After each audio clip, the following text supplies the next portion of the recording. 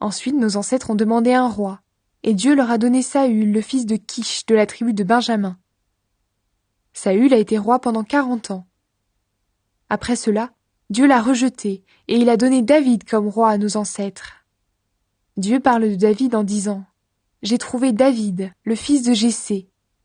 C'est un homme qui me plaît, il fera tout ce que je veux. » Dans la famille de David, Dieu a fait naître, comme il l'avait promis, un sauveur pour le peuple d'Israël, c'est Jésus. Avant que Jésus vienne, Jean-Baptiste a lancé cet appel à tout le peuple d'Israël. Faites-vous baptiser pour montrer que vous voulez changer votre vie. À la fin de sa mission, Jean-Baptiste disait « À votre avis, qui suis-je ? Je ne suis pas le Messie. Mais écoutez, il vient après moi, et je ne suis pas digne de lui enlever ses sandales. » Paul dit encore « Frères, c'est à nous tous que Dieu envoie cette parole pour nous sauver. Il l'envoie à vous, les enfants d'Abraham, et à vous qui adorez Dieu. » Les habitants de Jérusalem et leurs chefs n'ont pas compris qui est Jésus. Ils n'ont pas compris les paroles des prophètes qu'on lit chaque sabbat. Mais ils ont fait ce que ces prophètes annonçaient, et ils ont condamné Jésus. Ils n'ont pas trouvé de raison pour le faire mourir. Pourtant, ils ont demandé à Pilate de le tuer. Ils ont fait tout ce que les livres saints annonçaient au sujet de Jésus. Ensuite, ils l'ont descendu de la croix, et ils l'ont mis dans une tombe.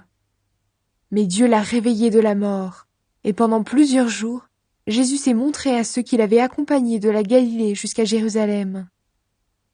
Maintenant, ils sont les témoins de Jésus devant le peuple. Et nous vous annonçons cette bonne nouvelle. Ce que Dieu a promis à nos ancêtres, il l'a fait pour nous, leurs enfants. Il a relevé Jésus de la mort. On lit dans le psaume 2, « Tu es mon fils. Aujourd'hui, moi, je suis devenu ton père. » Dieu a relevé Jésus de la mort. Son corps ne retournera plus pourrir dans la tombe. Dieu l'avait annoncé en disant « Je vous donnerai ce que j'ai promis à David, ce qui est saint et vrai. » On lit aussi dans un autre passage « Tu ne laisseras pas celui qui t'appartient pourrir dans la tombe. » Pendant sa vie, David a été le serviteur de Dieu. Il a fait ce que Dieu voulait. Quand il est mort, on l'a enterré auprès de ses ancêtres et il a pourri dans la tombe. Mais Jésus n'a pas pourri dans la tombe. Dieu l'a réveillé de la mort. Frères, vous devez savoir une chose. Grâce à Jésus, on vous annonce aujourd'hui que vos péchés sont pardonnés.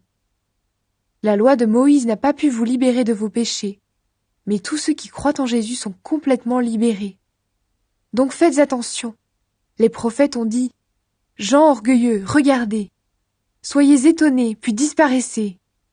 En effet, pendant votre vie, je vais faire quelque chose d'extraordinaire. Et si on vous le raconte, vous ne le croirez pas. Il ne faut pas que cela vous arrive. » Ensuite, Paul et Barnabas sortent de la maison de prière. On leur demande de revenir le sabbat suivant et de parler des mêmes choses. Après la réunion, beaucoup de Juifs et d'autres gens qui obéissent à la loi de Moïse accompagnent Paul et Barnabas. Paul et Barnabas parlent avec eux. Il les encourage à rester fidèles au Dieu d'amour.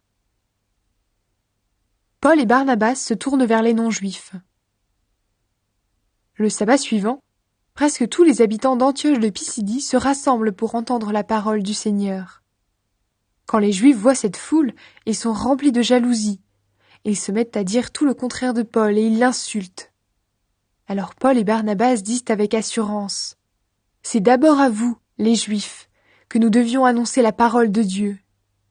Mais vous la rejetez, et vous trouvez sans doute que vous n'êtes pas dignes de vivre avec Dieu pour toujours. C'est pourquoi nous irons maintenant vers ceux qui ne sont pas Juifs. Le Seigneur nous l'a commandé en disant « J'ai fait de toi la lumière des autres peuples. Ainsi tu annonceras jusqu'au bout du monde que Dieu sauve. » Ceux qui ne sont pas Juifs entendent cela et ils sont tout joyeux. Ils remercient le Seigneur pour sa parole. Tous ceux que Dieu a choisis pour vivre toujours avec lui deviennent croyants. Dans tout le pays, la parole du Seigneur est de plus en plus connue. Mais les Juifs entraînent avec eux des femmes de rang élevé qui adorent Dieu ainsi que les notables de la ville. Ils poursuivent Paul et Barnabas pour leur faire du mal, et ils les chassent de leur pays. Les deux hommes partent en secouant la poussière de leurs pieds. et ils vont à Iconium. À Antioche, les disciples restent remplis de joie et de l'Esprit Saint.